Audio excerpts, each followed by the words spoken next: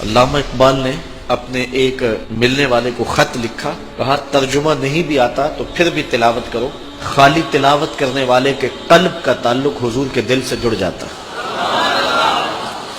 سیارہ ڈائجسٹ کا ایک قرآن نمبر چھپا تھا، اس میں ایک شخص کی کہانی لکھی تھی کہ قبر کھودتے اس کی قبر کھل گئی، لوگوں نے دیکھا کہ قبر میں روشنی ہے اور کفن بھی میلا نہیں ہوا، اور وہاں گلاب اگے ہوئے ہیں جس کی خوشبو سے ماحول میں عطر پھیلا ہے، تو لوگ اس نشان پہ صاحب قبر کا گھر تلاش کرتے رہے۔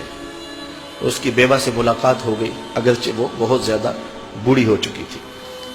پوچھا تیرے شوہر کا کیا عمل ہے کہ ہم نے اس کی قبر میں روشنی بھی دیکھی ہے اور خوشبوئیں بھی دیکھی؟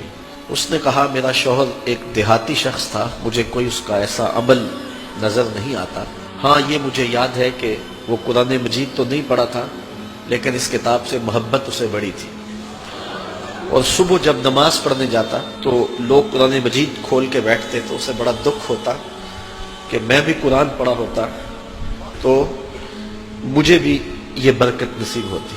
اب گھر آتا تو اس کے قدم بوجھل ہوتے، گھر آ کے طاق پہ پڑے ہوئے قرآن مجید کے نسخے کو اٹھاتا اور کھولتا اور ایک ایک سطر پہ انگلی رکھتا اور کہتا مالک مجھے نہیں پتا یہ کیا لکھا ہے، لیکن جو لکھا ہے سچ لکھا ہے۔ پھر نیچے آ جاتا، کہتا مالک مجھے نہیں پتا یہ کیا لکھا ہے، میری بدقسمتی ہے مجھے نہیں پتا، لیکن جو لکھا ہے سچ لکھا ہے، تیرا کلام ہے۔ انگلیاں پھیرتا جاتا اور یہ کہتا چلا جاتا یہ بھی حق ہے، یہ بھی حق ہے، یہ بھی حق ہے اور یہ بھی حق ہے۔ تو آج اس کی قبر میں جو اجالے پھیلے ہوئے ہیں تو اس قرآن کی محبت کی وجہ سے ہے۔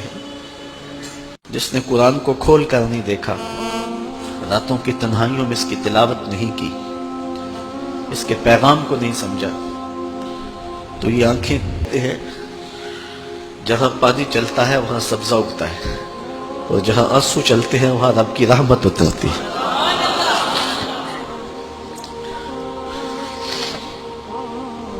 تو کہا راتوں کی تنہائیوں میں اٹھ اٹھ کے قرآن پڑھا کرو، قرآن خود نور دیتا ہے، اس کی تلاوت کیا کرو۔ ایک حدیث ہے جب میں نے پہلی بار پڑھی تھی تو میرے اوپر ایک کپ کپی طاری ہو گئی، وہ لمحے دوبارہ تو نہیں اس انداز سے مل سکے، لیکن جب بھی میں پڑھتا ہوں ایک حظ ملتا ہے۔ فرمایا قرآن یہ اللہ کی وہ لٹکتی ہوئی رسی ہے جس کا ایک سرا تمہارے ہاتھ میں ہے اور دوسرا سرا تمہارے رب کے ہاتھ میں۔ کرنٹ لگتا ہے کہ یہ وہ قرآن ہے جس کا ایک سرا رب کے ہاتھ میں ہے تو دوسرا سرا تمہارے ہاتھ میں ہے۔ تو کہا قرآن ڈائریکٹ فیض دے گا، قرآن ڈائریکٹ نور دے گا۔ اللہ ہم سب کی قبروں میں روشنیاں کر۔ چونکہ ہماری تحریک قرآن مجید کی تحریک ہے تو اللہ کی کرم نوازیاں ہو جائیں۔ ہم اس کتاب کا حق تو ادا نہیں کر سکتے، لیکن نوکری تو اللہ نے ہمیں نصیب کر دی ہے۔ اللہ اس کتاب کی برکتیں ہمیں نصیب کرے۔